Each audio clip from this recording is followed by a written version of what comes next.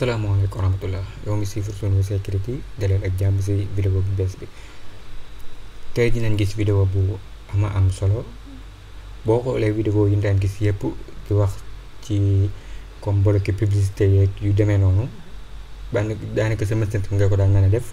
Bu dee da nga ko soxla feneen da ngay am même configuration bu yóbbu ko ci beneen machine wala nga dem fa configurer waat ko manuellement. Tey dinañ utiliser Pi-hole mu nekk loo xamante ne dañuy may buñ ko defee suñu réseau buñ ko installé suñu réseau mu gérer suñu réseau bi képp koo xamante ne day connecté ci même réseau bi di utiliser même configuration bi moo xam sa doom la moo xam sa soxna la wala keneen koo xamante ne daa nekk ci même wifi bi exemple 90% publicité yi duñ ko gis publicité yëpp lay bloqué doole ci de yow boo koy utiliser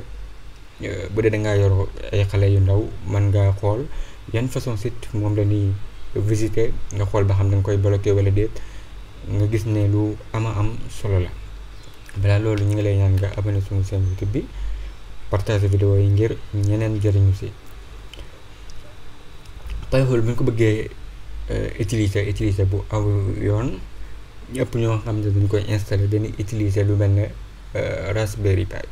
mu nekk loo xamante ne benn machine bu ndaw la comme ni nga ko gisee nii. du lekk courant lu bëri du jël ci courant bi lu bëri te 24h/24 mën nay tàkk ndax bu dee yow da ngaa bëgg di bloquer wala di xool say gone 24h/24 ci sa réseau wifi bi il faut nga soxla loo xam te ne day tàkk 24h/24 kon il faut nga soxla bii nii boo ko mënee am nga installé ko ci bàyyi ko muy tàkk te du lekk courant lu bëri moo gën waaye bu dee ñun dañ koy installé ci benn VirtualBox ci benn machine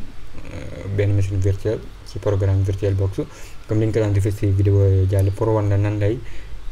demee.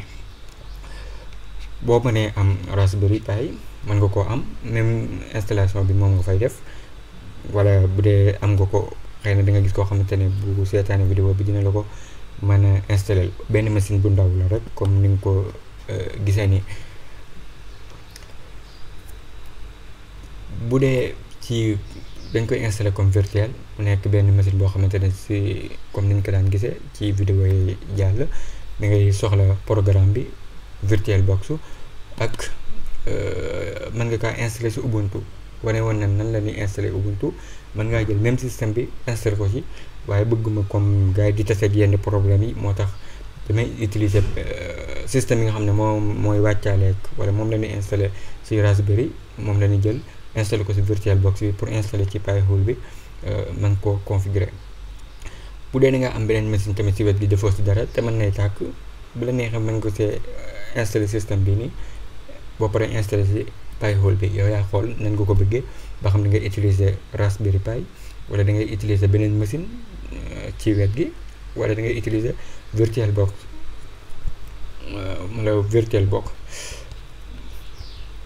bu dee bii ngay jël. te moom la ñu wane comme ci vidéo bi nii mën nga ko installer def téléchargement mën nga ko télécharger nga bàyyi ko bam egsi bu egsee VirtualBox bi lu ëpp benn vidéo wan na ne nag lañ koy télécharger mën nga koo télécharger bu egsi nga installer ko su egsi nga ubbi programme bi muy VirtualBox bi am na yeneen programme mën nga koo utiliser da ngay dem new pour créer benn machine boo xam ne virtuelle la boo demee niiw nga jox ko tur bi fii nii yaa xool comme ban tur nga koy joxe pour xàmmee ko type mën ngaa def Linux version nga jël Debian def créer def vide léegi laa jël après boo créé ba pare nga dem paramètre boo demee paramètre luñ fay soxla mooy storage bi ñu dem empty comme ni ñu ko daan defee ci vidéo yi pour jël CD bi fi ngay bës ci CD bii nii def choisir benn disque fichier bi nga xam ne téléchargé woon nga ko ISO bi nga daat koy tànn man tànnoon naa ko moo nekk nii moom rek laay bës xam te ne affiché na fii pour bu ma taalee machine bi automatique mooy démarrer moom CD bii nii après dañ dem network bu demee network am nga naat fii di da lay créer benn réseau boo xam ne privé la ñun boo xamante ne bokkut ak bi ñu utiliser ñun comme bu dee dana utiliser wifi mën na jël deuxième bi brise deuxième bi tànn seen xëy na benn rek nga fi fekk nga tànn ko def ok pour même réseau bi nga xam ne moom la ñu utiliser ñu ngi connecté ci wifi bi moom la ñu utiliser ñu mën a am même réseau bi après nga def démarrer mën ngaa tànn fii nii bu dee tànnoo woon da ngay gis ne tableau bi la ñuy affiché fii bu la neexee mën nga koo installer machine bi ba mu jeex boog di installer Pi-hole bi waaye man bi ci kaw rek laay jël dama koy wane bëgguma wane comme nan laay installer kii bi waaye nan la ñuy installer ci biiram bi bu ma jëlee bii nii saa su ma fayee machine bi su ma dikkaatee dama koy installer moo tax mën ngaa seetaan vidéo yi ñu defoon comme ñu ni installer Ubuntu da nga am benn idée nan la ñuy installer comme système bi bu dee da ngaa bëgg installer système bi ba pare boobaa install rek ngay ñëw bi ci kaw laay jël.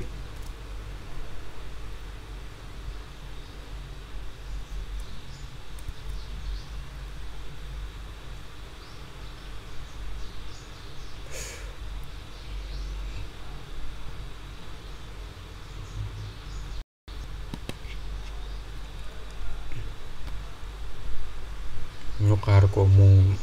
démarrer système bi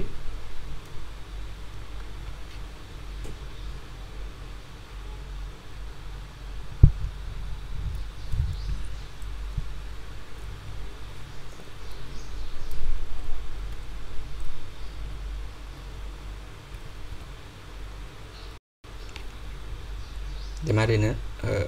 système bi fi mu toll nii xaar tuuti lépp affiché bés kii nii affiché na ni nan la ñuy def pour installer bu doon installer nga ko pare wala da nga ko ubbi comme ni ma ko ubbee nii dan ngay def pour installer Pi-hole bi bu ñu demee si site Pi-hole nii pi-hole.net da ngay gis ne am na fu mu lay wax naan la gis nga yi yëpp moo xam Fedora nga yore Debian ba si Ubuntu yeneen i CentOS yooyu yëpp mën nga ko see installer li tax jëluma Ubuntu wala dara comme ñi nga xam ne dañ koo bëgg a installer am na ñoo xam ne xëy na dinañ bëgg para def comme man li may def bu dee Ubuntu mën na tase ak yenn problème yi duñ ko mën a jàll moo tax ma jël comme système benn pour buñ ko installer mu gën a yomb du la indil benn problème après comme buñ duggee si site bi def install da ngay gis ne dina lu wax comme nan lañ koy installer nga gis ne open source la moo nekk nii dalay wax fii nii lu tax ay Pi-hole am na ay xeet yu bari nuñ koy installer boo xam ne benn yoon nga koy def automatique ak boo xam ne alternative la danga koy wàcce ba pare colonne bi boo ko installer nga gis ne am na fii ay yoon yu bokkul ñun bi ci kaw la ñu jël pour mu gën a yomb bu dee xam nga ci dara mën ngaa jël deuxième bi wala troisième bi comme ni mu la gën a arrangé waaye ñun bi ci kaw la ñu jël bu ñu demee suñu système bi ubbi terminal bi defal sudo s nii nii def entrée daal def curl mooy même kii bi ñu gisoon ni moom la ñu bind foofu ma yóbbu clavier bi français ndax ma mën a bind normal curl ssl https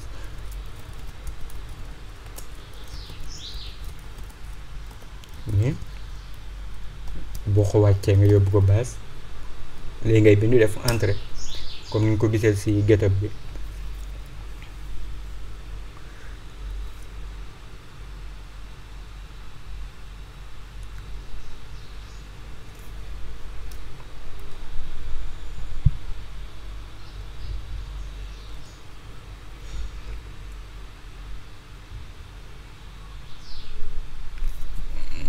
nga xaar mu def li mu war a def lépp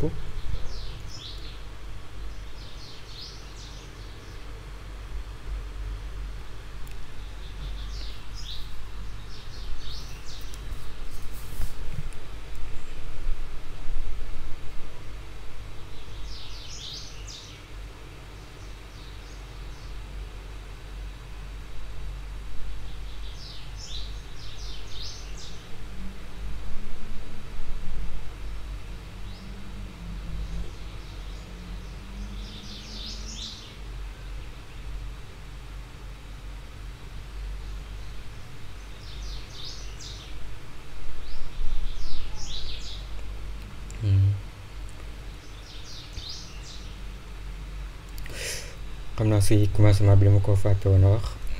comme Pi-hole bi moom liggéeyu DNS serveur lay liggéey. gisoon nañ DNS si vidéo bi ñu mujjee def lu jëm si wàllu réseau lu ñu jublu si DNS. internet censorship tamit gisoon nañ ko fi, gis nañ ko lu ëpp benn yoon, waxoon lan mooy DNS ak li muy jariñ fii. comme liggéeyu DNS serveur lay taxawee. fi mu toll nii mi ngi installé, dama koy pause nii pause vidéo bi ba mu indi dara loo xamante ne kii na, pause vidéo bi bañ a gudd lool. bu la indilee lii nga bës ok fii danaan la Pi-hole bi moom lay soxla benn IP. xam nañ lan mooy IP. dama fexe ba vidéo yi ñu def di am benn kii am ak lënkaloo. xamoon nañ lan mooy IP ak DHCP. benn IP boo xam ne statique la du changé, xamante ne moom toujours moom la yore. defal ok, mën na la tànnal fii benn DNS booy utiliser, ndax moom day taxawaayu benn DNS boo xam ne day filtrer après daal koy jàllale ci beneen DNS bi nga xam ne moom ngay utiliser. ngay xool boo bëgg, tànn nañ bi, def ok, entrée bi rek ngay bës. bi bu dee da ngay utiliser IPv6 IPv4 comme ngay utiliser, mën nga tànn ñaar yëpp. bu dee ñaar yëpp ngay utiliser, bu dee benn bi ngay utiliser nga tànn version 4 bi. fii 16 nga gis ne moom la yore, man bëgguma ko jox 16, da ngay def non. bu ñu defee noonu ñu xool 150 laa ko bëgg a jox, mooy adresse IP bi nga xam ne toujours moom la yore. gateway bi .1.1 ok, mu ne ndax noonu la, oui, daa def ok. fii dinaan la ndax da ngaa bëgg a installer web admin interface, ok, entrée. fii tamit web server bi ok, ndax moo ñuy may ñu mën a am benn kii boo xamante ne graphique la, ba pare ñu mën a contrôler affaire yi, ndax muy log lépp loo xam ne day jàll si réseau bi mu koy logee, du ko bindi fenn ok. ndax nan la koy bindee, comme yi nga xamante ne comme mu ma duggoon benn site, képp koo xam da koy utiliser comme ni ñu ko waxee woon, bu dee ngaa yor ay xale yooyu noonu, ndax lépp lay logee wala nay nëbbu domaine yi, day nëbbu domaine ak client yi, wala anonymous mode. yaa xool ni nga ko bëgg mu koy logee. comme man 0 laa tànn bu njëkk bi, mooy na logee lépp. boo defee ok ni nga bàyyi ko mu installe affaire yi.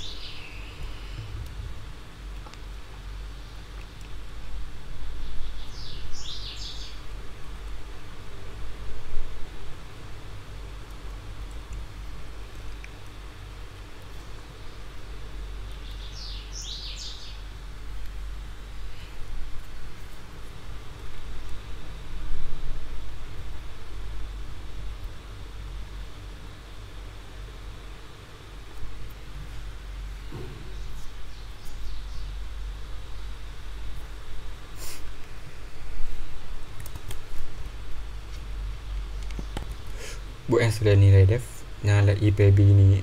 mooy IP statique bi ñu tànnoon. mu ne la boo bëggee dugg si web interface bi lii ngay bind, lii nii xamante ne képp ku nekk si réseau bi rek yow mën ngaa dugal lii nii numéro bi. soo demee moo xam Google ngay utiliser Brave wala Firefox, boo bindee 192.168.1.150/admin wala pi.hole/admin,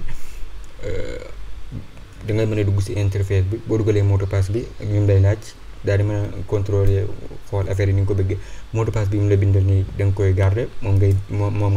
nekk nii, moom la lay laaj. mën nga koo changer comme ni mu la ko waxee fii ak commande yi. mën ngaa def Pi-hole -a -p, boo defee espace bind mot de passe bi def ok, mu daat koy changer. bu dee fii nii comme fii may utiliser nii kii bi dafa ndaw damay dem sama Firefox pour bind kii bi nii 150 admin nangam yooyu noonu. comme su ma demee sama Firefox comme ni ko gisee su ma defee 192 xam ne virtuel la waaye su ma tàppee moo xam sa téléphone la moo xam sa machine la wala feneen ak feneen mën nga koo def comme ni admin def entrée. voilà bu dee def nga lépp da nga gis page bii nii nga gis ne total query mooy li mu bloqué gun dara nga gis ne domaine yi nga xam ne mën na bloqué nga ko yu si nekk ñu si 81793 te mën naa yokk. bu la indilee passe bi da ngay dem login fii nii pour ñu duggal suñu compte da lay laaj mot de passe comme mot de passe bii nii ngay dugal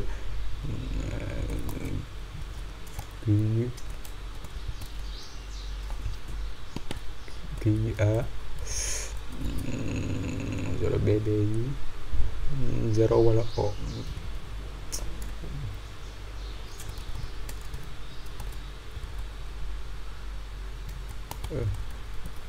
Zéro laa def bu dee mën nga def o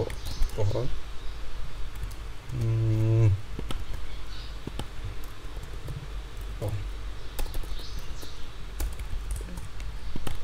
dugal mot de passe bi def login dugg na fi mu toll nii. léegi nan la ni def 192.168.1.150 yi mu ñu jox nii moom ngay jël dugal ko. gisoon nañ ne dañuy changer DNS ko ci téléphone yi gisoon nañ ko xaw ma benn vidéo la waaye gisoon nañ ko ak ci machine yeeg yooyu noonu da ngay dem jël sa DNS boobu noonu nga def ko numéro bii nii bu la bëggee lu la gën a yombal mën ngaa dugg ci sa routeur modem bi mën ngaa xam ban kii la boo fa duggee am na foo xamante ne DNS la ci configuration bi nga def ko fa automatique xam te ne képp ku dugg ci Wi-Fi bi automatique rek DNS bi lan lay jox saa nga koy def manuellement xam te ne automatique mën nga koo configurer ak modem bi. ndax bu dee modem yi dañuy kii nii dañuy wuute moo tax fi muy nekk moo tax boo xamee sa turu modem bëgg koo def automatique mën ngaa dem ci internet bi boo bindee turu modem bi rek wax ne ni changer DNS ñu wan la ko boo duggal sa modem bi xool configuration bi am na fi muy def affaire yi DNS nga dugal ko fa kii nii comme su ma ko bëggee dugal sama téléphone laay jëm comme exemple bëgguma koo def ci Wi-Fi bi yëpp.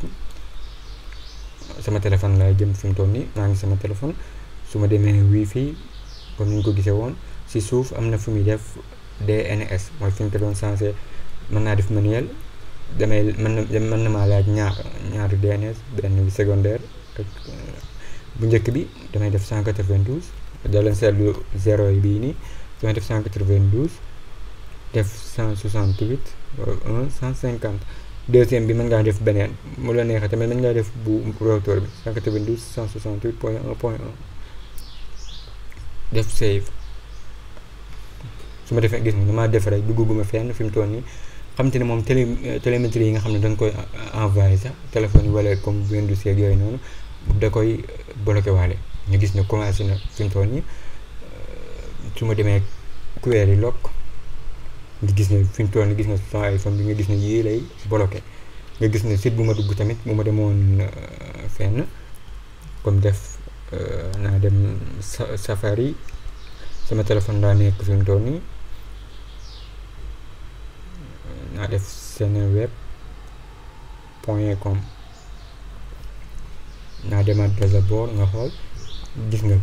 automatique ni muy bloqué query log nga gis nga site yi ma dugg yëpp nga gis ni muy bloqué xoolal gis nga Seneweb bi ma bindoon mi ngi nii xamante ne su ma defoon blacklist ak subdomaine bi mën naa bloqué subdomaine bi xam ne bu ñu si duggee du dem ak yooyu noonu nga gis ne yu xonq yi nga gis ay publicité yoo xamante ne waroon na ko affiché sama téléphone waaye du ko bloqué nga gis ne mën nga koo configurer automatique yëpp nii la koy defee. bu ma demoon white list mooy koo xamante ne comme boo gisoon foo benn publicité bu mu bloqué fii nga bëgg mu koy affiché mën ngaa def white list après pour muy affiché yooyu noonu bu dee xam nga domaine bi mën ngaa bind domaine bi def wildcard mën ngaa def blacklist tamit comme su bu doon damay dugg cnn.com comme site bi nii bu doon moom lay dugg mën ngaa def domaine bloqué ko moom kese waaye comme domaine boo ko bloqué moom kese day neex a jàll, moo tax am na ay yoon yu bari. am na mën ngaa ñëw si kii bi régler expression yi comme mu wax la yan xeetu bloqué moo am. lii rek fi mu toll nii mën na vidéo boppam, am na vidéo buñ ci defoon tamit, xam naa dinaa ko def ci description bi, boo ko seetaanee da nga xam bu ne lan lay jariñ pour boo ko bëggee bind de benn tur benn baat nga bëgg a bloqué wala nangam ak nangam yu demee noonu. comme mën ngaa bloqué rek mooy ëpp doole, comme mën naa def cnn.com bu dee da nga xam nga ni ngay utiliser registre kii yi registre yi wala réguler expression yi nii mën nga koo utiliser. bu dul loolu mën ngaa utiliser domaine def, mën naa ko def wildcard bu ma defee domaine def ni, bu ma defee nii nga gis ni lépp lu jëm si lii du ko jiitu ak lu si mujj lépp na ko bloqué. nga gis ni bu ma fa duggoon bloqué bi mën naa gaaw mën naa yeex kaas waaye du koy bloqué. nga gis ne boo bëggoon a bloqué mën ngaa bloqué noonu. am nga yeneen, am nga disable de da ngaa bëgg a désactiver Pi-hole bi comme 10 secondes 30 secondes benn temps 5 minutes mel noonu. am nga tool fii tamit yeneen Pi-hole ji mën ngaa dugg fii update, mën ngaa def update pour comme yi ñu gisoon mooy domaine yooyu nga xamante ne moom la bloqué nga xool def update pour mise à jour. mën ngaa dem query list, mën ngaa def domaine to look recherche dara foofu audit log. fii nii dalay wax comme allowed query yi ak block query yi ñu bloqué ak kii yi nga xam te ne tab yi mën nga koo gisaa si dashboard bi ba léegi. am na yeneen, am network boo fi duggee mën ngaa gis comme ñi nekk si réseau bi ñi utiliser Pi-hole ak ñi ko utiliser wut. fi mu toll nii benn réseau la moo tax mënuma fee dugg, ngay gis affaire yi. su ma demee paramètre comme yéen commencement ba yéen defoon mën ngaa changer yenn yi, mën ngaa utiliser comme fii nii da ngay gis adresse kii bi IP yi. mën nga def power off, mën nga koo redémarrer, mën ngaa redémarrer DNS resolver bi, mën ngaa dem audit nga gis ne ay paramètres la DNS yi utiliser woon watts, mën ngaa utiliser yeneen changer ko. mën ngaa utiliser DNS sec waaye fii boo ko comprendre bul ko utiliser ndax mën ngaa dugg si yenn site bu lay indil yenn gàllankoor. mën ngaa désactiver ci DSCP yi nga xam ne moom la sa modem bi di jox wala router bi automatique def si bu Pi-hole. li jëm si privacy bi mooy bu ñu demoon dashboard ni query log da ngay gis ne dana la time ne la type bi domaine bi wax la client bi jëmmi ki nga xam ne sax moo dugg si site bi forwarding fan la ko def ak yi yëpp. mën ngaa ñëw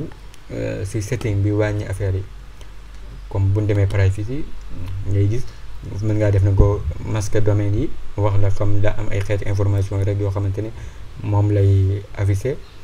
mën ngaa masque domaine ak client, mën ngaa def anonymous mode xamante ne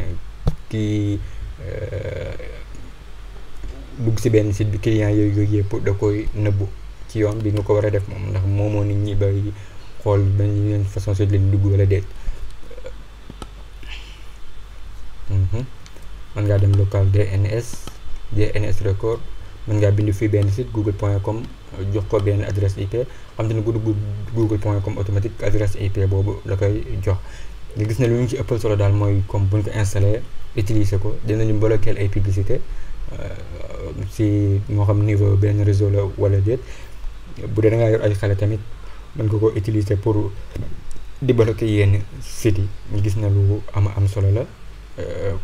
gaagu ñaari boor la, boo ko utiliser ngir di si surveiller ñeneen ñoo xam ne waroo leen surveiller loolu sa bopp la, waaye li tax ñu koy def ñun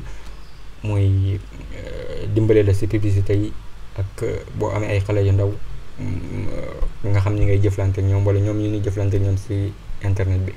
li moo nekkoon vidéo tey bi di sàkku seen ngeen abonné suñu chaîne YouTube bi, partage vidéo yi ngir ñeneen njëriñu si. wasalaamaaleykum wa rahmatullahi wa barakatuh.